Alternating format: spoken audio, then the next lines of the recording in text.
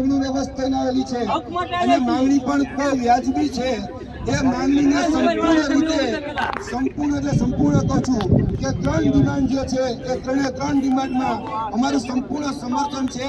પહેલી માંગણી જે છે કે સીબીઆઈટી પદ્ધતિ રદ કરો, તો સીબીઆઈટી પદ્ધતિ રદ કરવામાં સંપૂર્ણ સમર્થન છે।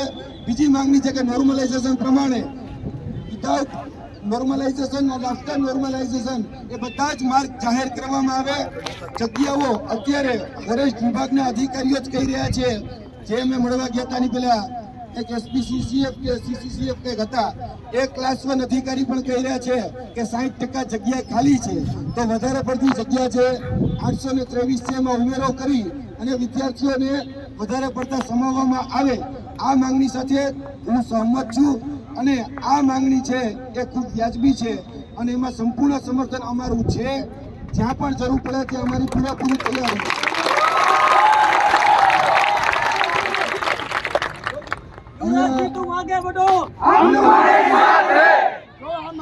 સ્વીકારવામાં ના આવે તો અમારે અગાડી શું કરવું? ઓકે, અહીંયા ઉપસ્થિત પોલીસ તંત્રને પણ કહેવા માંગીએ છીએ કે ભાઈ અમે તમારા કોઈ દુશ્મન નથી, અમારે તમારી સાથે કોઈ વેર પણ નથી। અમે બસ માંગણી લઈને એવા છીએ કે માંગણી અમારી યોગ્ય જગ્યાએ યોગ્ય રીતે પહોંચાડવામાં આવે। અમે આંદોલનના માર્ગે ચાલીએ છીએ। આંદોલન એ અમારી મજબૂરી છે, આંદોલન અમારો શોખ નથી, અમે આંદોલન જીવી પણ નથી। અમે અમારી વાત લઈને આવ્યા છીએ। યોગ્ય જગ્યાએ જો અમારી યોગ્ય વાત પહોંચશે તો અમને લાગે છે કે નિરાકરણ આવી શકે। મુળુભાઈ બેરા એ આ વાતથી અજાણ છે, સીએમ આ વાતથી અજાણ છે જે અમારી સાથે અન્યાય થયો છે તે। એટલે મહેરબાની કરીને પોલીસ તંત્રને પણ કહેવા માંગીએ છીએ કે ભાઈ કાયદો વ્યવસ્થાને જાળવીને બેઠા છીએ, અમે ગ્રાઉન્ડમાં અંદર બેઠા છીએ, કોઈ નડતર પણ નથી થતા। અમે એટલી જ વિનંતી કરીએ છીએ તમે પણ અમને સાથ સહકાર અને સહયોગ આપો, કારણ કે તમારી પણ જવાબદારી છે કાયદો વ્યવસ્થા જાળવવાની।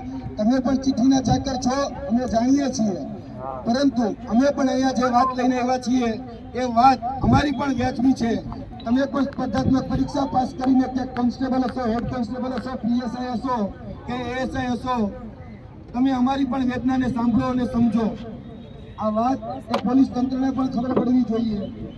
બીજી વાત જે મિત્રએ પૂછ્યું કે આગળ શું, કઈ રીતે આગળ ચાલવું, તો યાદ રાખજો આગળ હજી આ શરૂઆત છે, આ પહેલું પગથિયું છે। તમારી પરીક્ષા હવે શરૂ થઈ છે, કારણ કે તમે જે ફિઝિકલની બધી તૈયારી કરો છો ને, આ ફિઝિકલ પરીક્ષાનો એક પાર્ટ છે। કારણ કે જે જંગલમાં તમારે જવાનું છે ત્યાં હાવજોનું રક્ષણ કરવાનું છે, પ્રાણીઓનું રક્ષણ કરવાનું છે, ત્યાં તમારે ઓલા ચંદન ચોર જે આવે ઘર ભેગા કરવાના છે। આપણે બધાએ પેલા એ યાદ રાખવાનું છે કે પુષ્પનો ડાયલોગ હતો ને,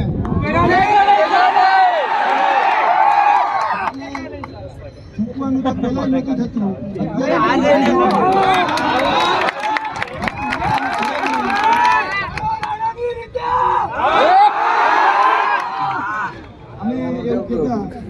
પુષ્પા પિક્ચર તો હમણાં આવ્યું, બાકી મહારાણા પ્રતાપ જે હતા ને એ એવું કહેતા, તો એના સમયમાં એવું કહેવામાં આવતું કે ભાઈ ચેતક ચૂકે નહીં, રાણો ચૂકે નહીં। આ પુષ્પામાં તો હમણાં આવ્યું ને ચૂકેગા નહીં। એટલે આપણે એ બધા એના વંશજો છીએ, આપણે ત્યાંથી આવ્યા છીએ, બરાબર। તો આપણે આંદોલન કેમ કરવું, ગોરીલા પદ્ધતિ શું કહેવાય,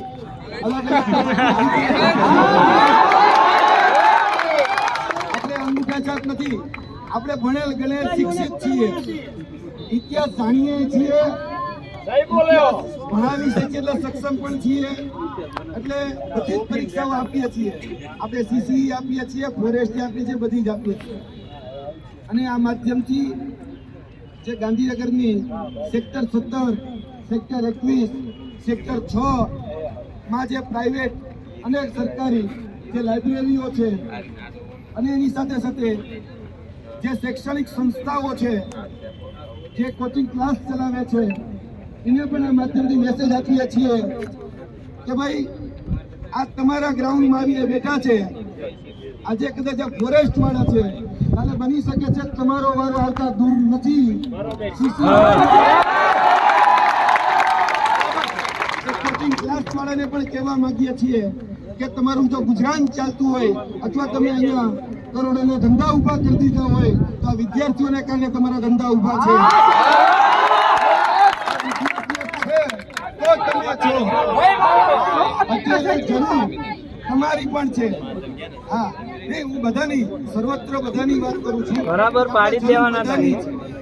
બધા લોકોએ આ વાતને સાંભળવી પડશે, સમજવી પડશે અને બધા લોકોએ વિદ્યાર્થીઓની સાથે ખભોથી ખભો મિલાવીને ઊભું રહેવું પડશે. કારણ કે અત્યારે જો તમે અમારા કેટલા સમયમાં સાથ નહીં આપો તો ભવિષ્યમાં અમે પણ તમને સાથ નહીં આપીએ. બરાબર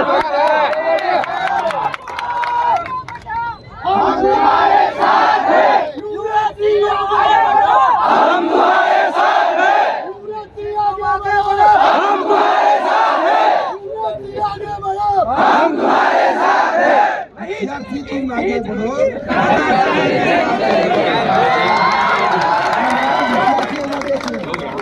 હું ભૂતકાળમાં વિદ્યાર્થી રહી ચૂકેલો છું. હા, અધિકારી બન્યો તેમાં ના નથી. 2014માં મને નોકરી મળી ગઈ હતી, એ પણ ખાખી મળી ગઈ. 2015માં મને ખાખી મળી ગઈ હતી. એટલે અધિકારી કે વિદ્યાર્થી બન્યો છું આમાંથી જે ઘર્ષણ જે સંઘર્ષ છે તમે લોકોએ જે વેઠ્યું છે ને એવું વેઠી ચૂક્યો. જેલમાં જઈને આવી ગયેલો છું. એટલે છેલ્લી પારી કહેવાય ને, છેલ્લી પારી બધી સુધી ચૂકાયું છે.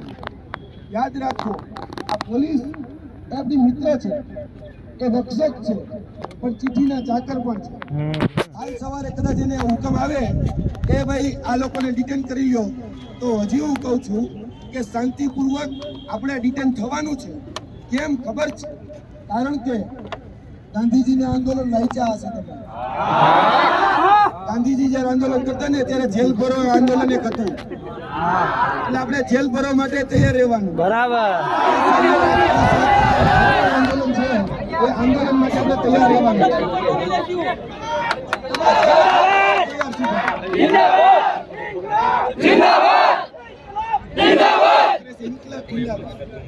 આપણે કોઈ આગળ નથી વધારવાનું. વધારવું હોય તો વિદ્યાર્થીને આગળ વધારો. બીજું કે અમુક જે તિખડ છે, જે 2% છે, વધારે છે નહીં, એને પણ હું કહેવા માંગુ છું કે વિદ્યાર્થી ક્યારેય કોઈ જાતિ, ક્યારેય કોઈ ધર્મ કે ક્યારેય કોઈ સંપ્રદાય સાથે સંકળાયેલો નથી હોતો. વિદ્યાર્થી છે અને વિદ્યાર્થીનો પોતાનો એક ધર્મ છે. સર્વ ધર્મ સંભાવની ભાવના સાથે આપણે ચાલવાનું છે. કોઈ પણ કાસ્ટિઝમ, જાતિવાદ આપણામાં ન હોવો જોઈએ. એ નેતાઓને કરવા દો જે કરવું હોય તે. નેતાઓને મુબારક, આપણે એ નથી કરવાનું. બરાબર છે. બોલો બોલો બરાબર છે. એટલે જે લોકો જે કરે એને ઈ કરવા દો. મહેરબાની કરીને જે લોકો ભાગલા પાડવાની વાત કરે છે એ ભાગલા આપણે પડવા નથી દેવાના કોઈ પણ સંજોગે. હું ફરીથી કહું છું, વિદ્યાર્થી ધર્મ જ સૌથી મોટો ધર્મ છે. આ જગતમાં કોઈ કોઈનાથી ડરતું હોય તો સત્તા પક્ષ કે વિરોધ પક્ષ જો કોઈનાથી ડરતું હોય ને તો એક જ બાબતથી ડરે છે ને તે સ્ટુડન્ટ પાવર. સ્ટુડન્ટ પાવરથી જગતમાં કોઈ મોટું નથી. કારણ કે આપણે બધા એ પીડિત છીએ કે ભવિષ્યમાં આપણે અધિકારી કે કર્મચારી બનવા માંગીએ છીએ.